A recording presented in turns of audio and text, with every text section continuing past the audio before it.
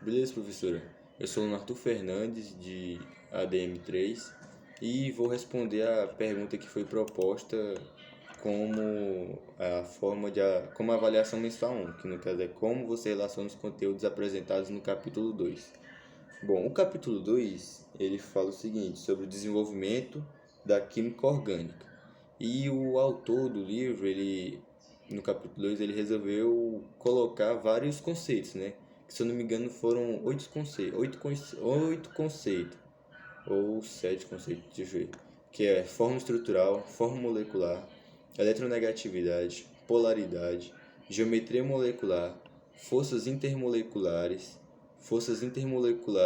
e o ponto de ebulição, e a força intermolecular e solubilidade. Beleza, no caso 8. Tá, eu vou fazer o seguinte. Eu vou dar uma pequena introdução em cada um, vou explicar um pouco de cada um e no final vou responder a pergunta. Ok? Vamos lá. Fórmula estrutural. Bom, é o esquema que indica a estrutura, ou seja, a disposição dos átomos que compõem os elementos químicos, bem como a ligação entre eles. E ela pode ser representada de diferentes formas, pode ser plana, condensada ou eletrônica. Tá. Fórmula molecular, beleza. É aquela que descreve o número de átomos numa molécula. Como, por exemplo, uma fórmula molecular H2O, que no caso é hidrogênio e oxigênio. Bom, pode-se ver que existem nessa fórmula molecular dois átomos de hidrogênio e um átomo de oxigênio. Beleza. Eletronegatividade. Bom, é a capacidade que os átomos de determinado elemento possuem para atrair elétrons, ou forças de atração exercidas sobre os elétrons de uma ligação. Vamos supor que tenha duas moléculas numa ligação, onde uma tenha mais eletronegatividade que a outra. O que acontece? Ela tende a ter uma força de atração para ela, entendeu? Puxando mais para ela. Ok, polaridade. Polaridade tem relação em a molécula ser polar ou apolar, dependendo da distribuição dos elétrons ao redor dos átomos. A distribuição dos elétrons que estão ao seu redor, né? Ok. Geometria molecular. Vamos lá, geometria molecular. É o estudo de como os átomos estão distribuídos espacialmente em uma molécula. E ela pode vir a assumir várias formas geométricas, como dependendo dos átomos que a compõem. Pode ser classificado como linear, angular, trigonal, plana, piramidal e tetraédrica, se eu não me engano. É, tetraédrica, isso aí mesmo. Beleza, força intermolecular. Beleza, vamos lá. Força intermolecular. São classificados de polo induzido e a ligação de hidrogênio. Bom, dipolo permanente são forças atrativas que ocorrem entre moléculas polares.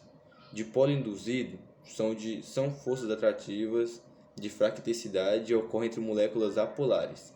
E a ligação de hidrogênio ou ponte de hidrogênio é a interação que ocorre entre o átomo de hidrogênio e uma molécula bem eletronegativa, que no caso é aqueles grupos lá, que é o grupo FON, FON, flúor, oxigênio e nitrogênio. Beleza.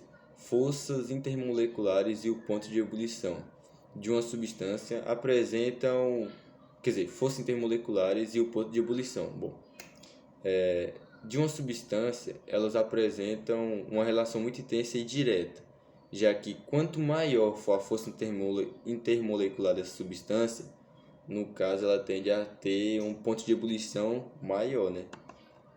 Vamos lá, e a força intermolecular e solubilidade. Solubilidade, isso aí. É que para que um soluto se dissolva no solvente, a nova interação precisa ser mais intensa do que a já existente. Ok, beleza, agora eu vou responder a pergunta que foi proposta. Como você relaciona os conteúdos apresentados no capítulo 2? Bom, na minha opinião, eu acredito que o autor quis colocar todos esses conceitos porque, de alguma forma, em geral, tem relação todos eles com esse capítulo. Não sei se a senhora me entende. Tipo, não todos os conceitos têm uma ligação direta 100% com o capítulo. Porém, outros dos conceitos, sem seus que têm a ligação direta, tipo, é uma continuação do outro, tem uma influência do que está na ligação direta com o capítulo. No caso, vamos supor assim, que geometria molecular esteja 100% direcionada ali, relacionada ao tema do capítulo, desenvolvimento da química orgânica. Beleza, bom. Agora, polaridade pode não estar 100% relacionada, porém ela tem uma influência daquilo, da geometria molecular. Que se for parar para ver, se a pessoa for decidir, né? For ver, analisar se uma molécula é apolar ou apolar ou polar, ela tem que entender um pouco de geometria molecular, porque senão ela não consegue responder a pergunta, entendeu? Na minha opinião, eu acredito que seja isso. Bom, é isso. Se eu estiver errado, quero que a senhora me corrija, no caso. E tamo junto.